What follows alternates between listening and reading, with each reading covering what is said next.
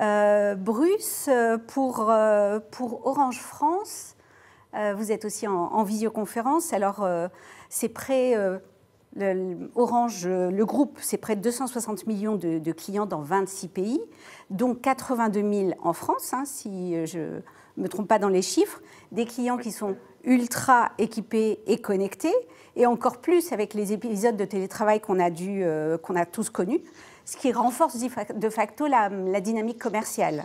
L'optimisme est donc de mise. À quels enjeux devez-vous aussi, à votre niveau, répondre pour les mois à venir pour contribuer à l'accélération business?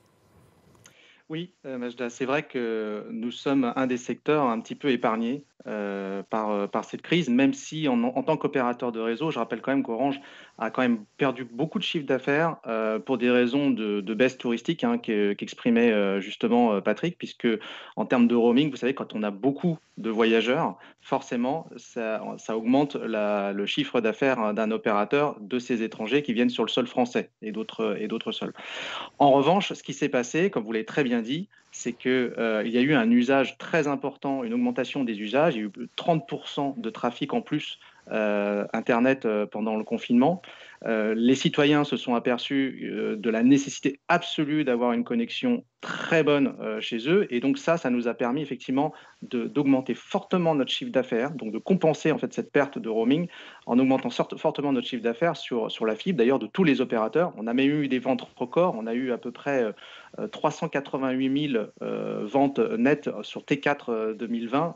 On est aussi le premier réseau mobile pour la 10e année consécutive, donc tout ça nous met dans une situation, on va dire, qu'on pourrait penser confortable. Mais elle n'est pas si confortable que ça. Pourquoi? Parce que tout d'abord, nous sommes l'incumbent, c'est-à-dire que nous sommes l'opérateur de réseau historique, mais ça, d'autres personnes, enfin la plupart des gens ne le savent moins, il y a quand même une déréglementation massive qui se fait au niveau des plaques de fibres et des réseaux d'intérêt public, qui fait que notre part de marché mécaniquement va descendre et qu'en plus de ça, l'ADSL, le cuivre, ce qu'on appelle le cuivre, va s'arrêter bientôt. Hein. Tout ça va faire en sorte que nous allons avoir un monopole, enfin nous n'allons plus avoir de monopole, nous n'allons plus avoir de part de marché comme c'était le cas avant, et du coup, ça nous challenge énormément. La conjonction de ce tournant en termes de business model et de la crise sanitaire nous remet en question. Nous remet en question d'autant plus que dans les usages,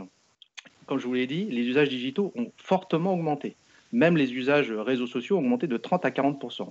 D'autre part, nous sommes un opérateur retail important. C'est-à-dire que sur tous les opérateurs que vous voyez sur le footprint français, Orange a le plus grand réseau de boutiques. Nous avons à peu près entre 600 à 700 boutiques. Qu'est-ce que ça veut dire? Ça veut dire que la relation au retail nous demande de changer complètement notre relation consommateur. On l'a bien vu, au déconfinement, il a fallu que nous mettions en place des prises de rendez-vous, des mesures sanitaires. Ça a beaucoup chamboulé les équipes retail et la plupart de notre chiffre d'affaires tient grâce à nos équipes en boutique. Pas seulement sur le digital, effectivement, hein, nous avons une forte activité en digital, mais aussi une forte activité en boutique sur des activités multiservices qui vont de l'opérateur à la télésurveillance et à la banque. Nous avons aussi Orange Bank.